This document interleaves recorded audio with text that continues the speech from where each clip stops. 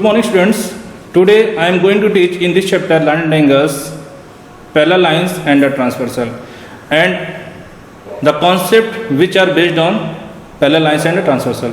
First let us discuss what is a parallel line. As you know that two lines do not intersect at any point is known as parallel lines. For example हमारे पास दो lines हैं, जैसा मैंने figure में दिखाया हुआ है, एक लाइन m है और एक लाइन क्या है n है, और एक लाइन इसको क्या कर रही है, क्रॉस करते हुए पास कर रही है. तो आप अगर m और n को ध्यान से देखो तो ये दोनों पैरेलल तभी होंगी जब ये दोनों किसी एक पॉइंट पर इंटरसेक्ट नहीं करेंगे. फिर इसके बाद का टॉपिक हमारा क्या है, ट्रांसवर्सल. तो अ लाइन इंटरसेक्ट टू और more lines at a distinct point is called a transversal. For example in the given figure a line l intersect line m and n two distinct point as p and q. So line L is known as a transversal. Again we can observe the point p and q. Here we can see that at point p find out four angles, angle 1 2 3 and 4, and at point q we can write as four angles 5 6 7 and 8. So here us the name of angles. First we discuss about this type of angles. So in line L and M, ये line हमारी क्या है M, और ये line हमारी क्या है L, हम देख सकते हैं, और इसको ये लाइन क्या कर रही है, यहाँ से क्रॉस कर रही है, आप देख सकते हैं ना. तो इस L और M में ध्यान से देखिए, जो हमारा यहाँ पे पॉइंट L के ऊपर जो एंगल बन रहा है अप साइड, और लाइन L के नीचे जो एंगल बन रहा है डाउन साइड. एक एंगल यहाँ बना, इसका नाम क्या है 1, here the name of angle is 2, the name of angle is 8 and the name of angle is 7. This type of angle is known as exterior angle, and the downward angle 3, angle 4, angle 5 and angle 6. This type of angle is known as interior angle in the given figure. Again we discuss the figure, which type of concept has been used for solving problems. So as you know that in the previous classes you have studied about some type of angles which are based on these parallel lines and a transversal, like as corresponding angle, alternate interior, alternate exterior, angle on the same side transversal. तो first let us discuss about corresponding angle. तो यहाँ पे आप देखिए figure में हम discuss करते हैं corresponding angle. corresponding angle कैसे इसको हम आइडेंटिफाई करेंगे. तो आपसे क्या बताया गया कि लाइन L और लाइन M ये दोनों आपस में क्या है, इनका रिलेशन क्या है, M is parallel to N, और ये जो लाइन L जा रही है यही हमारी क्या है, ट्रांसवर्सल है. जैसा मैंने बताया आपको, यह M और N को 2 पॉइंट पे क्या की, इंटरसेक्ट की. तो आप देखिए इसमें करस्पॉन्डिंग कैसे बनता है. पॉइंट P पे एक एंगल बन रहा है 1 जो पॉइंट P की आउटसाइड है यानी अप साइड है, और पॉइंट Q पे एंगल क्या बन रहा है 5. ये जो एंगल्स का रिलेशन है हमारा पे एंगल 1 एंड एंगल 5, इसी को हम क्या कहेंगे, करस्पॉन्डिंग एंगल कहेंगे. अब देखिए इसके हम अगले पेयर की बात करते हैं. Same as angle 2 and angle 6,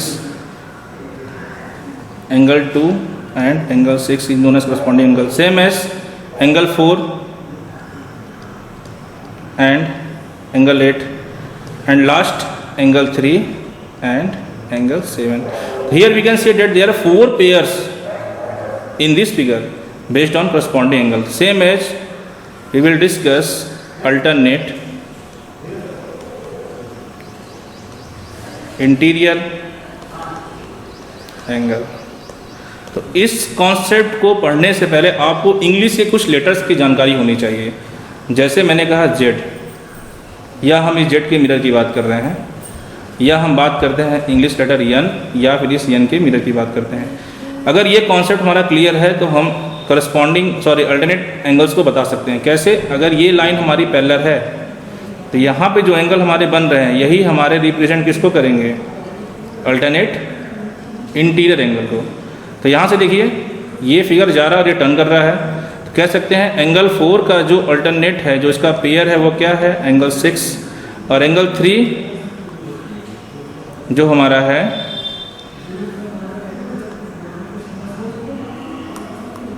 हम एंगल 3 की बात करते हैं.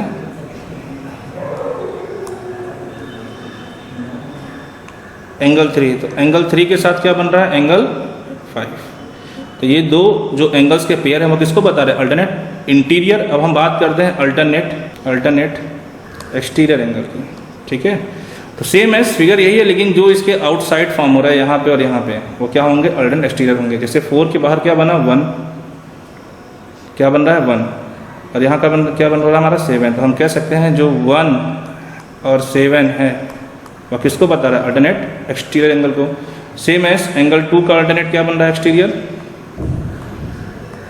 एंगल 8। फिर इसमें आता है angle, interior angle on the same side is transversal. ये बहुत इंपॉर्टेंट टॉपिक है, इंटीरियर क्यों है इसको हम आगे डिस्कस करेंगे। Interior angle on the same side is transversal. देखिए 4 और 5 दोनों क्या है, यहाँ पे इंटीरियर हैं और एक ही साइड बन रहे, तो इनका एक रिलेशन है। रिलेशन क्या है वो हम आपको यहाँ बता रहे हैं। जो ये 4 और 5 हमारा है ना, इसका सम कितना होगा, 180 होगा। इसका सम क्या होगा हमारा, 180 होगा। सेम एज एंगल 3 और एंगल 6 का सम क्या होगा, 180। कभी आपसे कोई पूछे किस टाइप का रिलेशन है ये, तो आप यहाँ बताओगे ये जो टाइप हमारा वो बताता है को इंटीरियर एंगल को, ठीक है। तो यहाँ पे एक एक्सियम है। एक्सियम पढ़ाने से पहले कुछ बातों पे हम डिस्कस करते हैं। कभी कभी क्वेश्चंस में आता है prove that the given line segment, prove that the given line segment represent a parallel line. तो in which condition you can say that the lines are parallel. If we represent its corresponding angle are equal, then we can say that lines are parallel. If we represent alternate interior angle are equal, then we can say that lines are parallel. Otherwise, if we express the sum of co-interior angle is 180 degree, then we can say that lines are parallel. तो यहाँ पे एक axiom है, Euclid's geometry में आपको बताया गया था, axioms applicable all the branch in mathematics and it is universal truth. तो हम एक्सियम पे डिस्कस करते हैं। If a transversal intersect 2 parallel lines, यहाँ देखो, if a transversal, first parallel line हमारी, ये हमारी सेकेंड पैरेलल लाइन, और ये ट्रांसवर्सल, ये जो क्या करें इंटरसेक्ट कर रही है, आप यहाँ से देख सकते हैं।